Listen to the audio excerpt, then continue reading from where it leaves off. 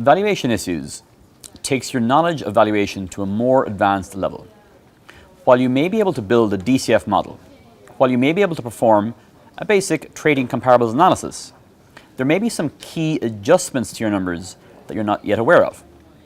In this session, we'll look at real-life companies, real-life annual reports, and we'll show you how certain metrics can easily distort your analysis if you're not aware of them. Namely, we'll look at the issue of pension deficits and how this impacts both DCF and relative valuation. We'll look at operating leases and finance leases and what these mean in the context, again, of valuation. We'll cover a variety of other topics, but crucially we'll also address equity affiliates and non-controlling interests and how a professional analyst should value these, not simply using book values. Thank you very much.